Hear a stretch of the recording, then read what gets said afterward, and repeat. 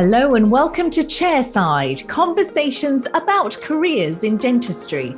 This podcast series from the British Dental Association and sponsored by BDJ Jobs explores the unlimited, unexpected, and maybe even unknown opportunities that qualifying as a dentist opens up to you. I'm Andrea Ogden, a general dental practitioner and the BDA's undergraduate and career development lead. In each episode, I'll be joined by dental professionals who discuss their journey and the paths they took that changed the course of their career. Today, we're talking about portfolio careers, or more specifically, additional or voluntary roles that many dentists perform outside their clinical dentistry jobs. All three of my guests are experienced general dental practitioners who have taken their passion for dentistry and developed a separate outlet alongside their clinical roles. From charitable work to dental education to committee involvement, they're all superb examples of what it's like to have a portfolio career. But how do these opportunities come about? And how do you actually manage having multiple working commitments? Today, I'm chairside with Ian Wilson, Sumair Khan, and Hannah Woolnough. Ian qualified in Edinburgh in 1987 and is the co-founder of Bridge to Aid, a charity that trains local healthcare workers in the provision of emergency dental treatment in some of the poorest communities in the developing world. Welcome, Ian. Thank you, Andrea. Thanks for the opportunity. And thank you for joining us. Sumair qualified from Barts and the London in 1996 and is currently a foundation training programme director for the Oxford scheme, which is part of the Thames Valley and Wessex Deanery. And he also is a director for a postgraduate diploma in implants. Hello, Sumair. Nice to be here. Thank you very much for the opportunity. Yeah, it's lovely to have you with us. And my final guest, Hannah, qualified from Cardiff in 2006 and is currently the chair of Suffolk's local dental council. And she has officer roles at the BDA branch and sections and is the chair of English Country Council. Hi, Hannah. Hi, Andrea. It's lovely to see you. And you. Well, we're a small group, but there is so much experience and interesting stories to share here, so I won't delay. Ian, I'll start with you. Yours is really quite an incredible story. Take me back to the beginning. You graduated and you've been an associate dentist, or you were an associate dentist for 3 years. What happened that led to your involvement with dental charity work? I did. Well, as you said, I'd graduated from Edinburgh. I was loving working as an associate after about 3-4 years in the northeast of England. And no issues with that at all, but I just felt that there was something more about my profession that I could get involved in. I come from a faith-based background, try and say that without a lisp. And I really wanted to put my profession, but also my faith into action. And I explored the opportunities of going overseas. And trying to see how my dental skills could be used over there. And cut a long story short, Andrea, I got in touch with an organisation called Mercy Ships, and I walked into my first African dental clinic in Togo in West Africa, and my life has never been the same since. So after that initial experience with the Mercy Ships, correct me if I'm wrong, you went out to Tanzania where you met your wife, and a few years later, you both sold your house, you left the UK to set up a primary healthcare centre in Tanzania. I mean, wow, that is quite a step to take. How did that opportunity come about, and why was it that you decided to seize it? Well, I think once I realised that actually I could make such a huge difference to the lives of thousands of people with my dental skills, and having done several trips into West Africa, and as you say, then going into East Africa, having met Andy, my wife, in the middle of nowhere, and we in the middle of Tanzania, and we felt that actually that was the place where we already had existing friendships in primary healthcare sector, already had friendships and relationships with the government. And our colleagues in primary care in Mwanza which were headed up by the Aga Khan Medical Services, which is one of the largest primary private healthcare providers in sub-Saharan Africa. And they asked us, would we consider going over and help them to build a dental clinic from scratch in one of their primary healthcare centres. And clearly you said yes. I'm guessing it was an opportunity that was just too good to refuse. As you say, we then looked at the whole situation, and this was too good an opportunity to miss, to explore both our passions. My wife, Andy, has a huge passion with the poor and the marginalised in terms of community development in rural and remote areas, which was where we met. And we found ourselves in 2002 moving out to Mwanza, sold everything, left our jobs, sold the houses, rented out the houses, etc., and began the new season of our lives with two small children living in sub-Saharan Africa in Tanzania. Gosh, that's incredible. I mean, what a great story, and what a life-changing opportunity and experience. I mean, that must have been.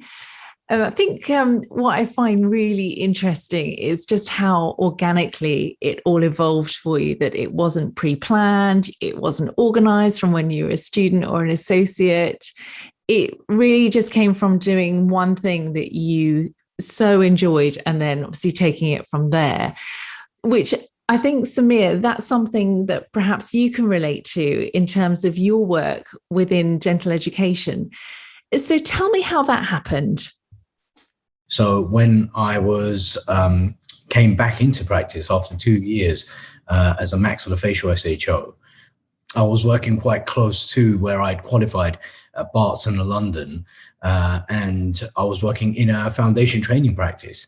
So just by association, I was working near the hospital, went to the hospital to meet my old teachers. And it kind of headhunted me to say, come and take over one of the retiring clinical lecturers in oral surgery, to take over and his session on the Thursday. So on Thursdays, I started teaching oral surgery to the undergrads. I did that for 7 years, stayed there for 7 years, just started it because I always wanted to keep one foot in the maxillofacial, in a hospital kind of role, because I was always thinking I would go on and do medicine and MaxFac, because it was a interest of mine at the time as an undergraduate throughout foundation, and definitely as a MaxFac SHR.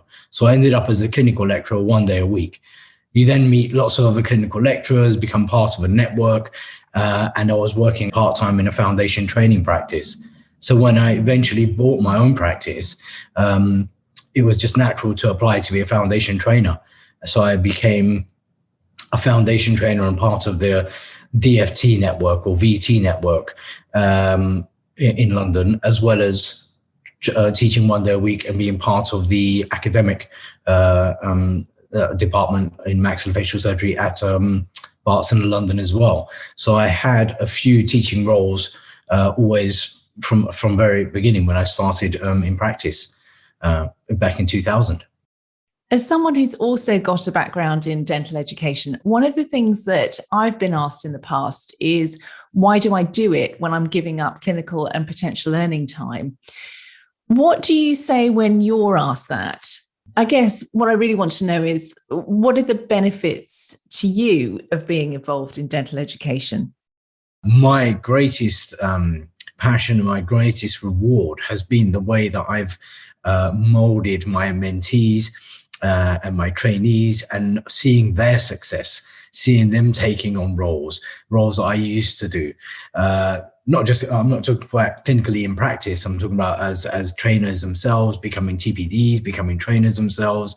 It just is a huge reward for them to follow in your footsteps and to be honest with you, even do better than what we did.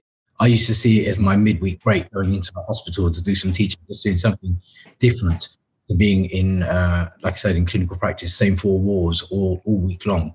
I just needed the break. But the benefits, the non-financial type of benefits in terms of meeting other people, the peer review, the constant advice and support from senior lecturers It kept you academically up to scratch, as well as, just being abreast of what's going on. You can do that through lots of different associations, LDCs, BDA groups, any groups locally, to make sure that you're not, because you can get quite isolated in general practice, even in a multi-surgery practice. You can find people working in silos in their own surgeries. Yeah, I agree. Dentistry has so much opportunity, but there obviously is the potential that it can be very isolating as well. It's interesting to me that you talked about the benefits of your network keeping you abreast of what's going on, because Hannah, I must imagine that really resonates with you as someone who also has a large network due to your involvement in dental committees. How did you first get involved? Was it as a student?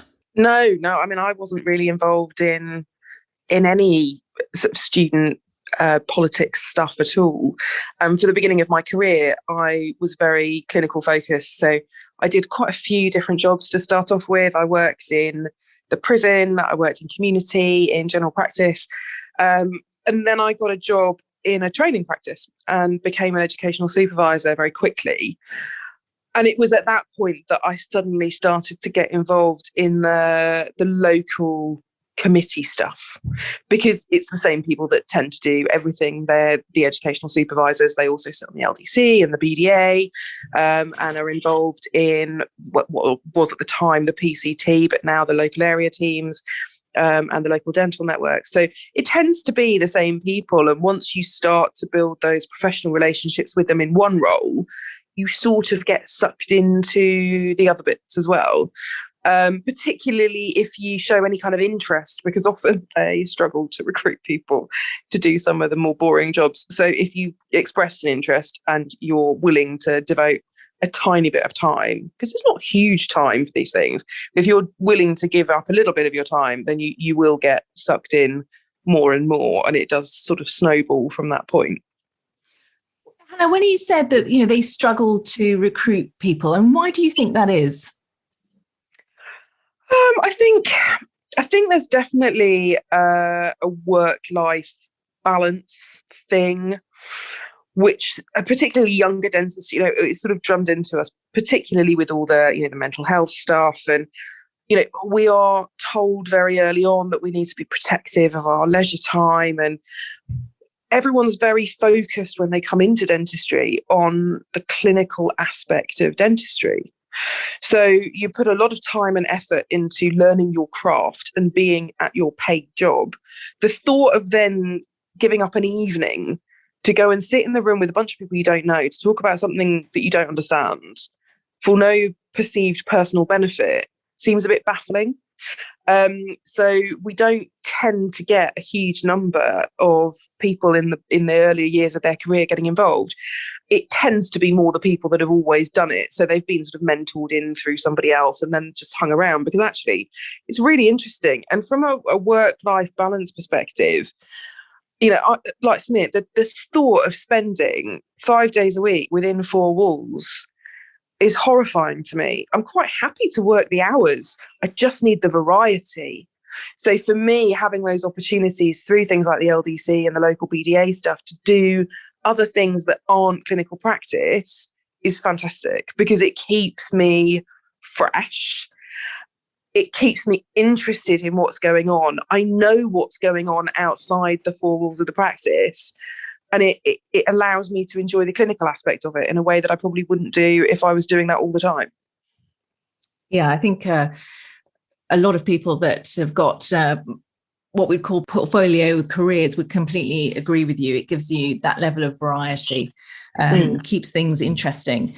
So take me back to when you first went to that initial LDC meeting. And what was it that made you want to attend? I think it was an increased awareness of the fact that there was all this stuff going on and I didn't know about it. So curiosity, really. As an educational supervisor, as I say, you suddenly develop these professional relationships with other people who are doing other things. And it just piqued my interest. I just wanted to know. I'm really nosy. So I wanted to know what was going on. I wanted to know what I was missing out on and whether it was something that I should be missing out on or not. And the fact was that I was allowed to go because any dentist is permitted to attend their LDC meeting. And I just thought, do you know what? I'm just going to go and find out what it's about. And if I hate it, I won't go back. But I knew a couple of people by that point. I knew a couple of people that went well enough that I didn't feel like I'd be walking into a room full of complete strangers. And they had suggested that I might find it interesting because of the type of person that I was and the sort of things that interested me. So, it wasn't a complete punt in the dark. Was it, the fact that you knew some people that were there? I mean, did you find it scary or intimidating at all, especially if you were going because you felt that you didn't understand what was going on? I mean, to be honest, I think I'm quite lucky in the respect of the fact that my personality allows me to ask stupid questions. I'm quite happy. I've always been quite happy to put my hand up and say, I don't know what you're talking about. Can you explain it to me? Because I don't feel that keeping quiet and being too shy to ask the question really gets you anywhere. But that's just very much my personality. Having said that, the majority of the people that attend the LDC meeting don't speak.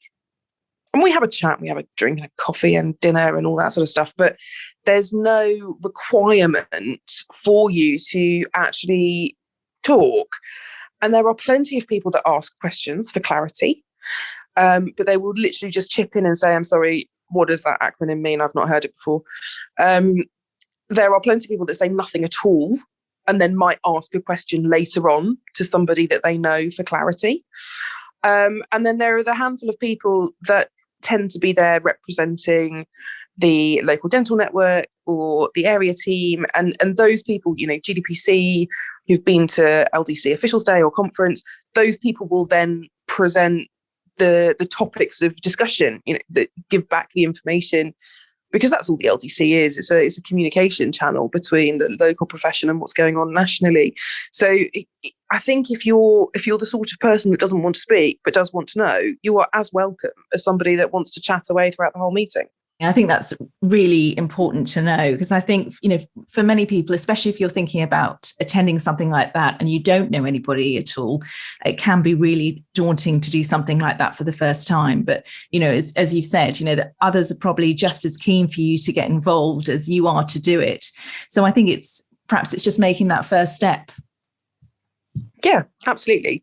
And, the LDC, the people that are involved in the LDC tend to be relatively sociable individuals. They do it because they like that side of dentistry, the networking, the professional relationships, the doing something outside your own clinical experience. So those people generally are quite happy to offer a bit of support and mentoring. One of the things that is really useful to do is to look at the minutes of the previous meeting. That'll give you a really good grounding into what the conversation is going to be. And also it gives you the opportunity to find out what all the acronyms mean, who the important people that you need to know are and where they come from and what their background is. So that's why they know these things when they're presenting on the topic. If you've got somebody in the LDC who is happy to give you 10 minutes before the meeting, just to have a quick chat, then that's great. And those people will be there. You just need to ask. So ping an email or a phone call to the LDC secretary, because they tend to be in the know. If they don't have the time themselves, they will be able to give you somebody to help you to find out what you need to know to feel comfortable. Or just rock up. You're perfectly entitled to. You pay them money every month. Go and have a chat. Yeah, so just go for it. And talking about taking that next step or leap, as it may be, I mean, as we've said before, challenges don't get much bigger than selling up and moving your family across the world to start a healthcare centre from scratch. Ian, how scary did you find that prospect? It was very scary. But at the same time, it was that I remember before we went, somebody said to us, if you go, will you regret what you're going to miss here in the UK? And Andy, my wife, just flipped it immediately, which still blows my mind. And she said, but if I don't go, I may always regret the fact that I haven't done what I feel incredibly passionate about. But just going back to what Hannah and Sumair were saying, all of us, what we're talking about here, we're talking about portfolio careers, but at the heart of it, we want to be connected with like-minded people within our profession. And, what I've discovered going globally, sounds very grand and dramatic, but I'm just connected with like-minded people. So I think for me, going out, yes, huge step. And you can only do these steps when you know that you've got real support behind you, and it's you've done your homework, you've done your preparation. But as we've said in the past, that I believe there are two types of people: those who look at something, and we're all talking about doing stuff that's a little bit out of that 5-day week, 4 walls of the surgery. It's that thing. It's two types of people: those who look at something and go, I wish I'd done that, or the other person who says, I can't believe that I did that. And I look on our time before Tanzania, I look on our time when we moved out as a family, with the support of our family, with support of friends, and then suddenly the profession. And this is what excites me. When we moved out, it captured the imagination of not only peers and colleagues, but also the profession, where people just wanted to be involved in what we're doing and still are. And so you then look at then all the volunteers who come, and the dental profession and the trade industry who support us with donations, and 600 volunteers over the last 15 years, et cetera. So scary, but so fulfilling, having taken the step to do what we've done. And I'm assuming that in taking that step, there was a fair amount of risk. Oh, huge risk. But life is about taking risks. Unless you risk, you never change, you never learn. You can look at risk on the micro. I'm going to use a different matrix band, or I'm going to do a slightly different technique, or I'm going to learn how to do implants because I've always wanted to learn how to do implants, but I'm scared, but I'm going to take a step, or I'm going to take a risk and go to the LDC meeting because I really want to be connected because I'm on my own, but I don't know anybody. Or you can sell everything and travel 3,500 kilometers around the world. But there's a poem, isn't there, called Risk. Those people who fail to risk remain chained by their certainties, and they never learn, never grow, never change. And life's about risk. Absolutely. I mean, any change you make to your professional or personal life, for that matter, is obviously going to come with a degree of risk. And I think that certainly with portfolio careers, there is a degree of risk, particularly if you're looking at reducing your clinical hours and potentially taking a drop in pay. Of course, the one that we hear of the most, and certainly the one that I've experienced, is the risk of overcommitting. And I'm sure that we can all attest to the fact that you can at times find yourself working more than 5 days per week.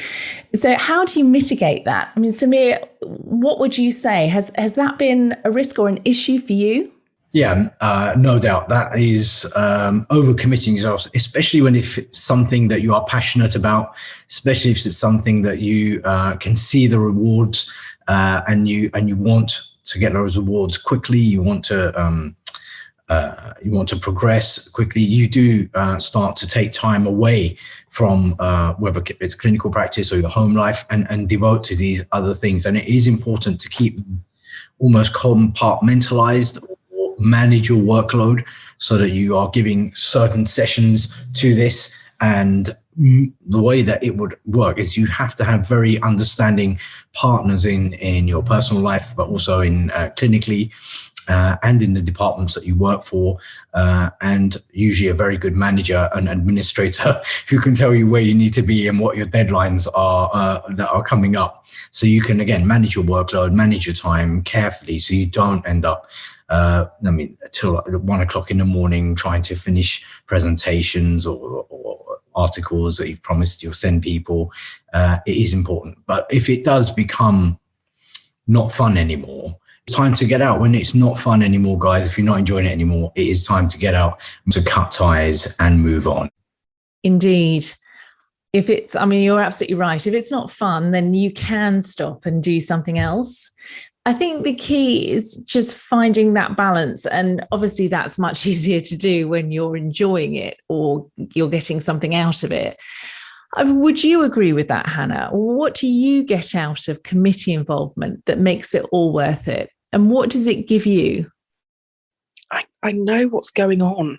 And I think that's the biggest. Knowledge is power. If you understand the systems under which you're working, then you feel like you have some, and also not only understand them, but if you've got an opportunity to help shape things, to help shape the way that the profession works, it allows you to engage with your day job in a much more meaningful way. I know that there are things that I have done as part of my career in various roles with Health Education England, with the BDA, that have some kind of ongoing legacy. And that's really exciting for me. That gives me so much pride as an individual, not as a dentist necessarily, but as a person that's contributing to the profession.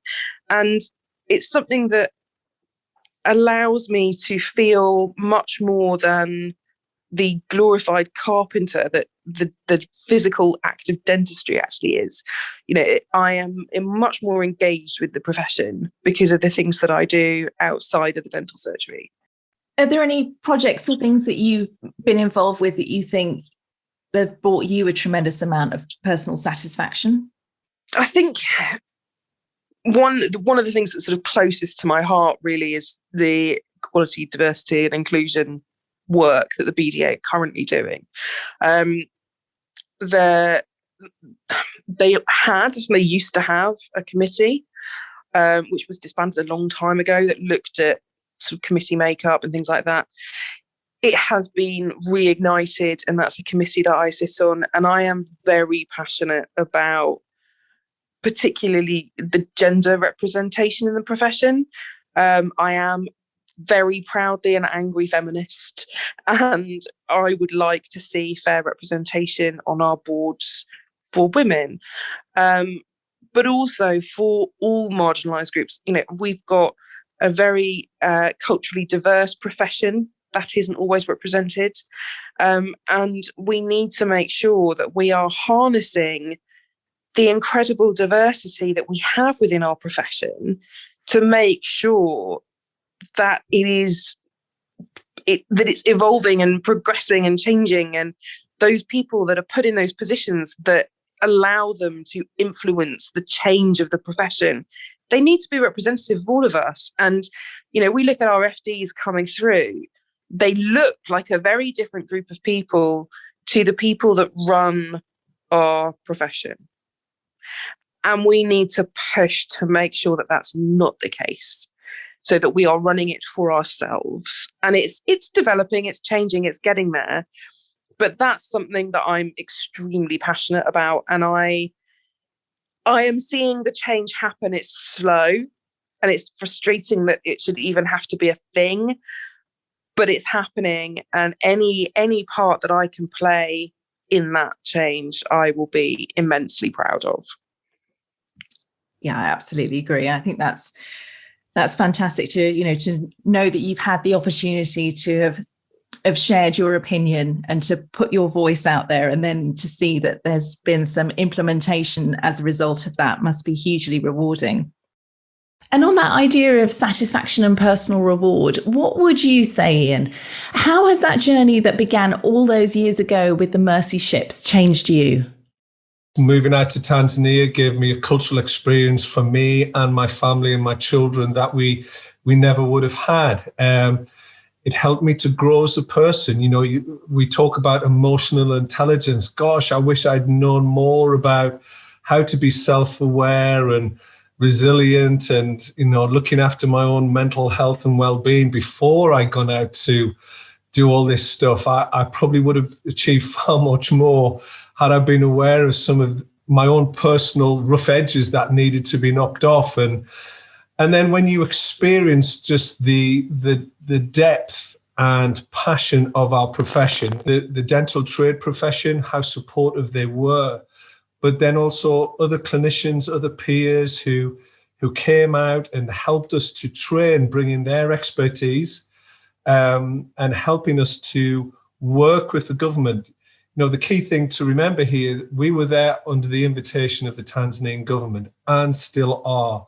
We were there not to bring conflict, but we're there to complement what the Tanzanian government were already doing. And so to see my peers coming out, catching a vision for that, catching a passion for that, on a regular basis, guys, we would have people coming out as part of our teams going, these last 2 weeks have helped me to reconnect why I chose to do dentistry in the first place. And then they will go back to the UK to be better restorative, better academics, better lecturers, better implant surgeons or oral surgeons. They just need to step out of their comfort zone to catch the breath air, the fresh air of why they chose to do dentistry in the first place. And that's just been a huge privilege to be part of. And now step back and watch an amazing team here in the UK and in Tanzania, and now about to be in Malawi, actually running with the vision that was first birthed all those years ago. How do you feel that having that experience in Tanzania has helped you, or what effect has that had on you now that you're back in the UK, working in the UK? What has it done for me? It's changed my values. It's shaped my values. It's changed my mindset. My dental career is not about me. I have the real opportunity. It almost makes me sound like a Northern Mother Teresa, and I don't want to sound like that at all. But I love what I do, and I love the fact that I can help shape the next generation coming through within foundation training and mobilize and motivate them to care for the poor on their doorstep, with a view of one day when the opportunities do open up again internationally, that actually, whether they come with Bridge to Aid or other organizations, they can go out to the poor in Africa or Asia or South America. You know, 3/4 of the world's population don't live the way that we do. And 3/4 of the world's population on a day-to-day basis live with the consequences of untreated dental disease. So we have a real opportunity, not only to care locally, but also to care globally. And I love what I do. I absolutely love what I do. And being overseas shaped that. So I find myself a real privileged husband, father, and clinician. There you go. That was a bit dramatic, wasn't it? But it's the truth. And what a privilege it must be for your FDs to be able to benefit, you know, from hearing, you know, your experiences and your passion, and certainly to see somebody who really does love what they do, and they can hopefully take that message forward with them into the rest of their careers. I think that's absolutely wonderful. I hope so. They think I go on a bit, but I hope so. They're not the only ones.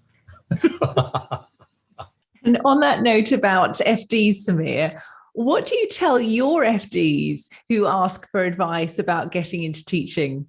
I would say from early on, look for opportunities like I did with the foundation training in practice. I was already working in a foundation training practice. So look at joint trainer opportunities, definitely as a young professional.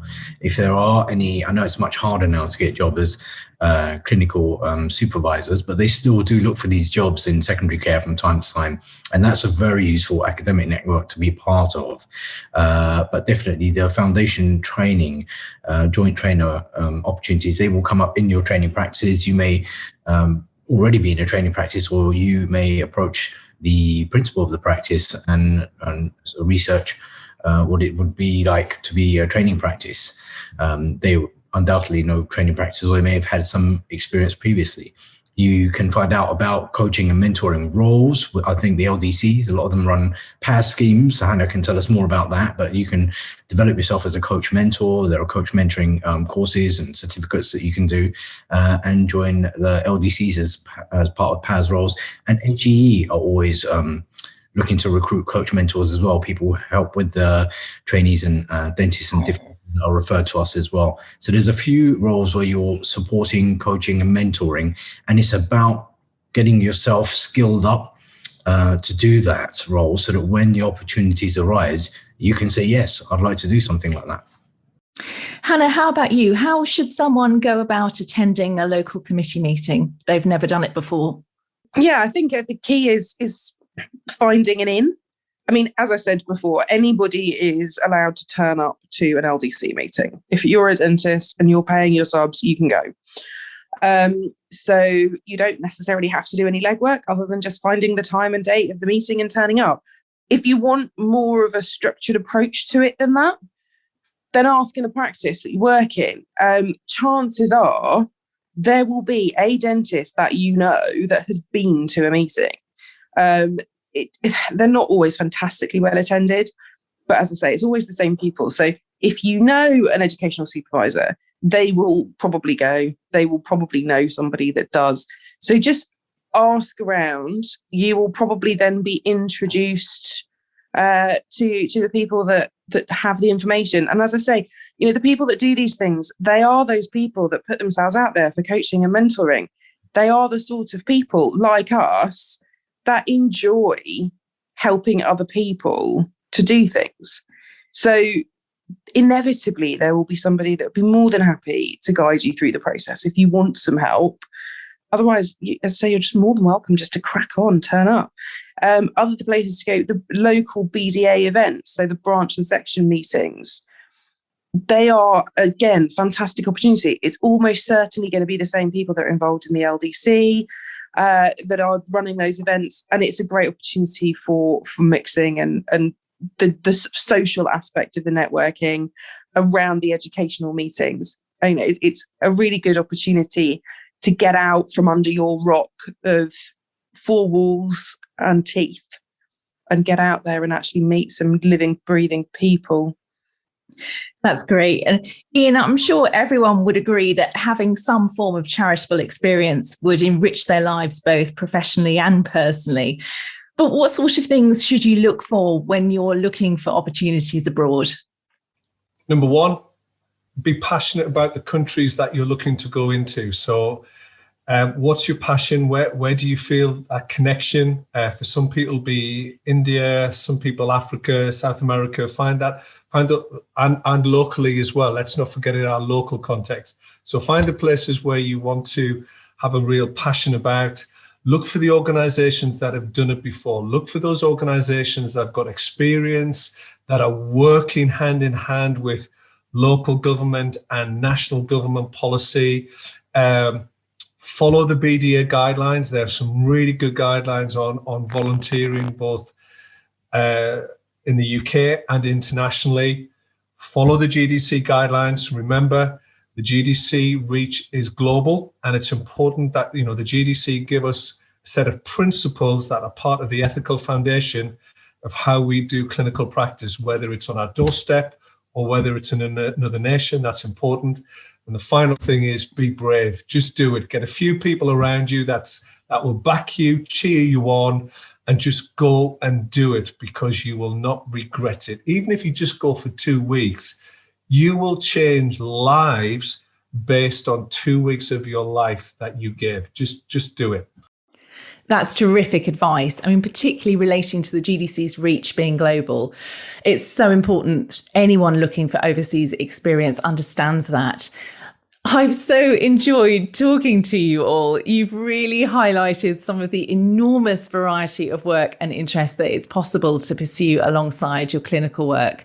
And it's clearly brought you all a tremendous amount of fulfillment and purpose, which, rather than being something that puts more pressure on your clinical work, has actually enhanced it. And I have to say that I really appreciate how honest you've been about how often making those initial jumps can be daunting and scary. But by putting those fears aside and just going for it, it opens up unforetold opportunities and experiences. That brings this episode to an end. Thank you to my guests, Ian Wilson, Sumair Khan, and Hannah Woolnough. I wish you all the very best for the future. Thank you for having me. Goodbye now. Andrea, thank you. Sumair, good to see you. Hannah, good to see you as well. Take care. Bye, Andrea. This is Chairside, Conversations on Careers in Dentistry, a podcast for the British Dental Association. If you like this episode, please check out the others in this series. And to find your perfect job in dentistry, head over to bdjjobs.com.